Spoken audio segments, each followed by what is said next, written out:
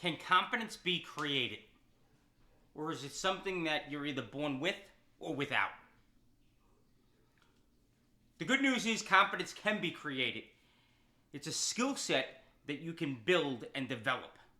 So how do you become that goldfish that jumps out of his little pond into a great big pond and blazes his own path?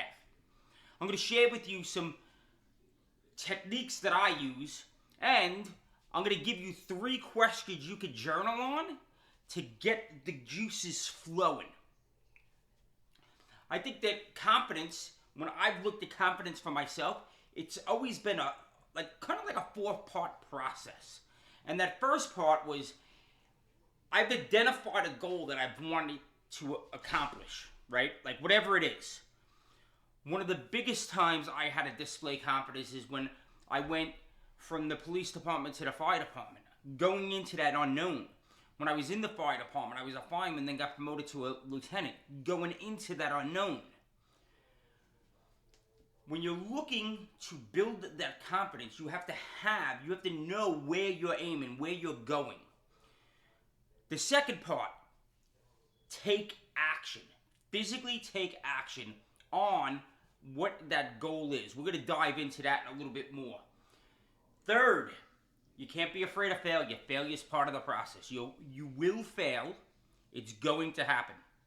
So if you're not okay with that, then stop right now.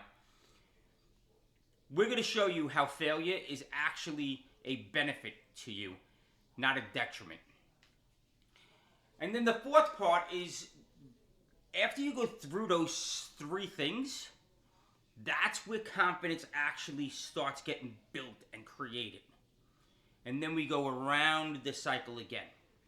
It still may be the same goal, but you may have to take new actions based on those failures to build a little bit more confidence. Identifying your goal, whatever that may be, whatever is making you apprehensive. You think about going out there and starting a business. You think about leaving your W-2. You think about losing weight, running a marathon, starting a speaking engagement business, whatever it may be. You have that goal. You have to start taking action on that goal. And that's where courage comes in. You have to have the courage to move forward. You see, courage is doing the thing, moving forward, doing the thing, even in the face of fear. Confidence is about doing the thing based on your past experiences. And that's how we build confidence. We build confidence through our experiences. Where do you have self-doubt? When you say, I want to lose weight, and then that self-doubt comes in, or I want to start a business, and then that self-doubt comes in, I want to buy real estate, the self-doubt comes in. When that self-doubt comes in, where's that self-doubt popping its head up? And when you're going through, when you're taking action, when you're in part 2, and you're actually taking action on the intended goal, and you fail, where are you failing? So where are you finding your most self-doubt, and where are you failing? That is going to identify the areas of your shortcomings.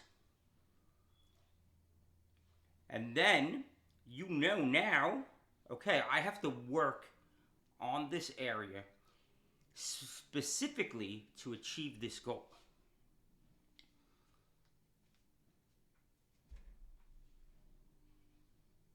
For me, when I was becoming a lieutenant, I was a fireman. I got promoted very early in my fire department career. It was one of the scariest things. Not one of the scariest. It was the scariest thing I ever did. I chased guys with guns. I searched warehouses. I crawled down smoke-filled hallways. I crawled into basements on fire. The worst place you can go is down a staircase into a basement. You're literally going down the chimney because there's no exit out of the basement. And that's scary. But the scariest point in my life is when I made the commitment to become a lieutenant. Specifically because I had very little time in the job. And when I made that commitment, I was like, I'm going to have 5 guys' lives in my hands. And not only am I going to have their lives in my hands, but I'm going to have their families' lives in my hands, essentially. If these guys don't go home as a result of something I didn't do, it didn't really matter. I'm ultimately the guy responsible. I'm the guy. If they don't go home, it falls on my shoulders. How did I have the confidence to move forward? I played a whole bunch of scenarios in my head. I had some experience on the fire ground. But more than that, I started to act as if I was the lieutenant. So as a fireman, every action I took looking through the lens of the lieutenant. So we were standing in front of the building and the lieutenant was deciding what to do. I would be formulating my own game plan. And then he would shout out the orders. And we'd go about doing our thing. And then I would go back and ask him, what was your thought process there? Like, why did you choose to do this over this? I was thinking about this. Was I not thinking about it properly?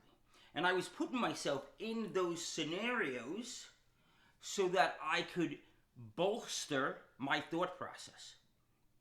So that I could start thinking like all the bosses that I wanted to emulate. That's a very key part to confidence. Getting your reps in, getting your experience in. You could do that in multiple ways. One way is physically being in the role. The other way is you're not in the role, but you place yourself in the role and you're talking to individuals that are physically in the role. And the third way is creating scenarios. I would also stand in front of a building and say to myself, all right, if this was going on, what would I do? If this was going on, what would I do? And in doing that, in running through those scenarios, I would start bolstering my confidence. I'd be more confident in my decision-making process because I would be standing in front of that building and I'd be asking these questions. And then I'd go to the individuals that were actually bosses and ask them, hey, what do you think about this? What do you think about that? I was going to do this here. And then even when I got promoted, I leaned on the more senior bosses. Hey, I had this scenario. In this scenario, I had to make a decision. This is what I chose to do. What would you have done? Would you have done the same thing? Would you have done something differently? And they would offer me their feedback. And in all of those, I gained a little bit more confidence,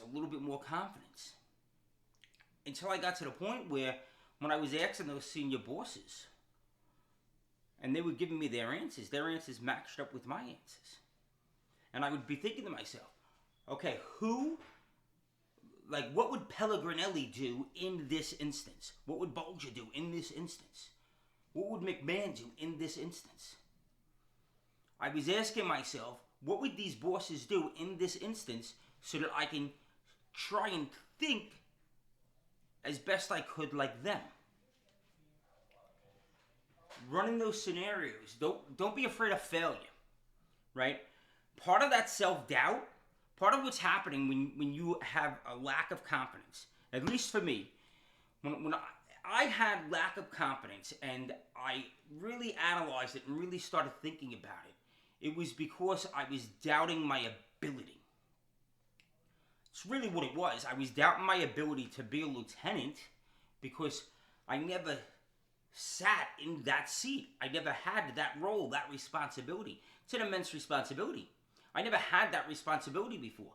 So I was doubting my ability purely because I had nothing in the past to really go to say, no, you're going to be all right. Remember, confidence is about past experience.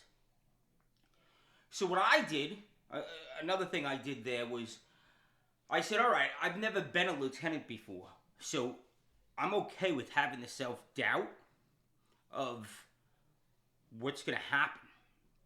Like, I'm going into the unknown. I'm not sure what's going to happen. But I knew I could lean on other experiences and calls that I made as a police officer. Experiences and calls that I made as a fireman. Experiences and calls that I made in different scenarios, in different conversations, in drilling all the time. This is another thing. I really bolstered my confidence, again, running scenarios, right? Through drilling, through working with the tools. I bolstered my confidence. So I want to offer you 3 questions that you could journal out so that you can start working on your confidence, right?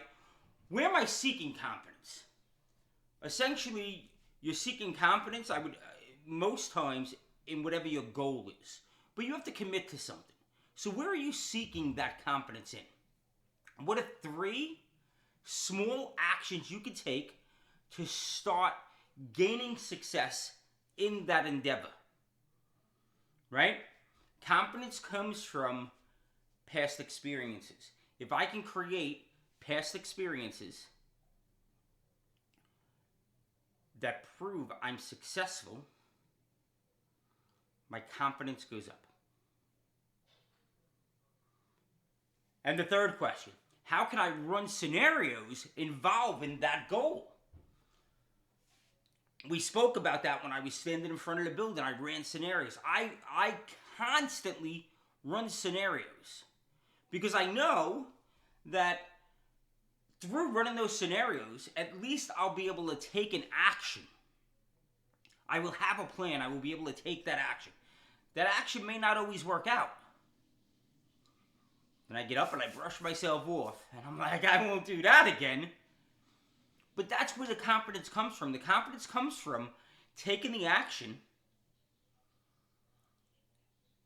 failing, realizing, oh, look, I'm still around. I'm okay. Like, this is going to be all right.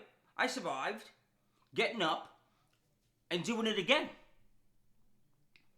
And then doing it again. Goes back to the confidence cycle I was talking about in the very beginning of the video. I have a goal. I take action. I get feedback from that action. Some of that feedback is going to be failure. And then I make adjustments. And I build confidence off of that. With that confidence, if I'm still working on the same goal, I take more action. More failure, more feedback comes to me. Make another adjustment and keep moving forward.